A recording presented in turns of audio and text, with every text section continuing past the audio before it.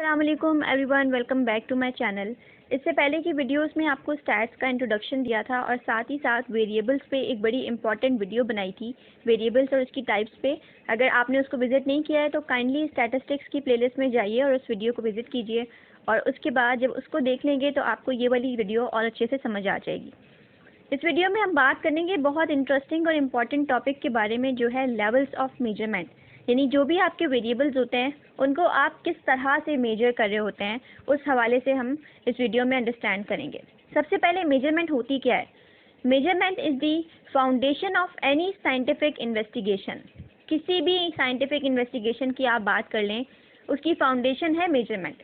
यानी आपने हाइट को अगर एक्यूरेटली मेजर करना है, आपने बीपी को करना है मेजर, फीवर को करना है, आपने वेट को मेजर करना है। डिफरेंट तरह की मेजरमेंट्स होती है ना, जो कि आप इसके अलावा भी जानते होंगे।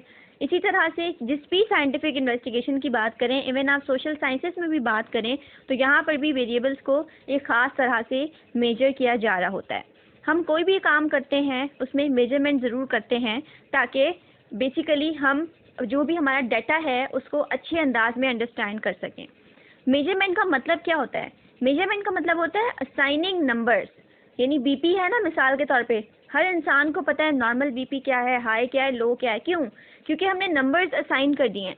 अब वो नंबर्स जहाँ पर आ रहे होते हैं एक इंसान के, हमें पता चल जाता है कि इसका बीपी कहाँ पे लाई कर रहा है। इसी तरह वेट के लिए भी है, इसी तरह हाइट के लिए भी है। ठीक है, तो ये कुछ सिंबल्स होते हैं, कुछ नंबर्स होते हैं जिनको हम असाइन कर देते हैं पहले से ही कुछ प्री स्पेसिफाइड रूल्स के तहत।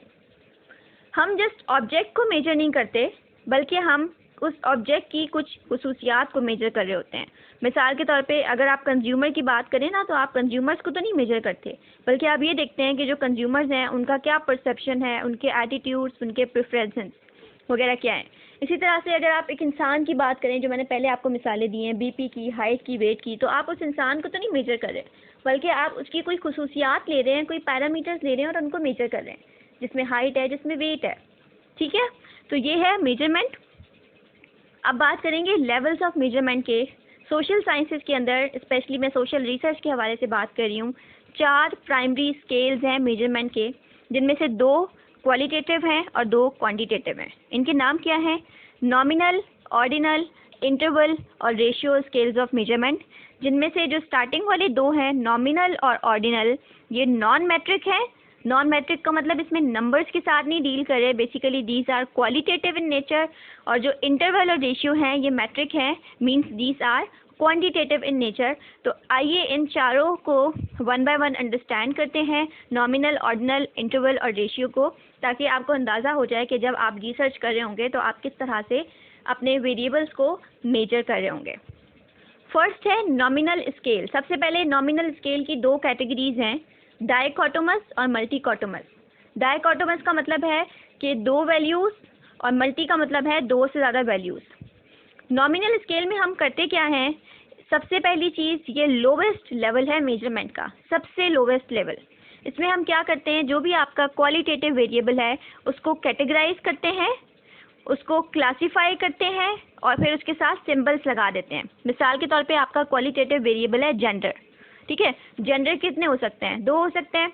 आपने लगा दिया मेल और फीमेल, कैटेगराइज किया। ठीक है, पहला स्टेप। दूसरे स्टेप में आप क्या करेंगे? दूसरे स्टेप में आप उनके साथ सिंबल्स को या नंबर्स को या वैल्यूज़ को या लेबल्स को असाइन कर देंगे। देखिए जैसे मैंने किया हुआ है, मेल के साथ 1, फीमेल 2। इसी तरह एथनिसिटी है, एथनिसिटी में पंजाबी आ गया, सिंधी आ गया, तो इसमें रोमन मैंने लिख दिए नंबर 1, नंबर 2। इसी तरह एजुकेशन है, प्राइमरी, सेकेंडरी, AB। इसी तरह आप AB कैपिटल में भी लिख सकते हैं, स्मॉल में भी लिख सकते हैं। तो नॉमिनल के अंदर 2 स्टेप्स होते हैं। पहला स्टेप है आपका जो क्वालिटेटिव वेरिएबल है, आप उसको क्लासीफाई करते हैं। क्लासीफाई किया हुआ है, जैसे जेंडर है उसको भी 2 में किया हुआ है। एथनिसिटी है, आप अपने हिसाब से ज़्यादा भी ले सकते हैं। एथनिसिटी आप पंजाबी, सिंधी, पश्तो भी ले सकते हैं, बलोची भी ले सकते हैं। मिसाल के तौर पर आपने वो लिख दिया, और फिर उसके बाद आपने इनके साथ कैटेगरीज को फिर असाइन कर दिया। असाइन कैसे करेंगे? आप ABCD लेटर्स लगा दें, कैपिटल या स्मॉल में, या फिर आप 1 2 3 डिजिट्स लगा दें, या फिर आप ये लॉमन वाली जो 1 2 है वो लिख दें। ठीक है, अब यहाँ पर अगर आप गौर करें तो आपको नॉमिनल में डाइकोटोमस भी मिल सकता है, जैसे जेंडर है। जैसे इसी तरह से अगर आपने एक सवाल पूछा, आर यू एम्प्लॉयड, तो आप दो ही आंसर्स लिख सकते हैं, यस या फिर नो। ठीक है, तो ये डाइकोटोमस है।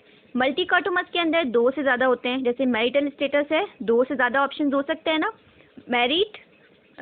सिंगल, मैरिड और या फिर डिवोर्स्ड, 3 हो गए।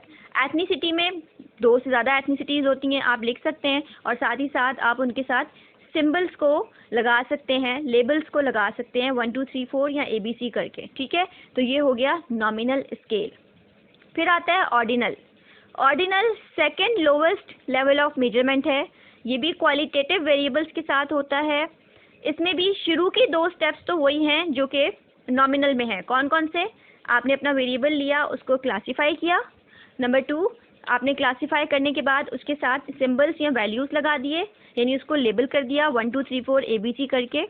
और नंबर 3 स्टेप इसमें इंक्लूड हुआ है कि आप अपने जो भी आपका वेरिएबल है उसको रैंकिंग देंगे, ऑर्डर करेंगे, एक ऑर्डर एक रैंक देंगे।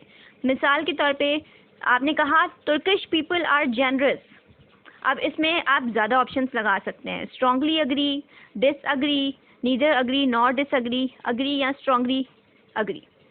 तो ये आपके ऑप्शंस हो गए।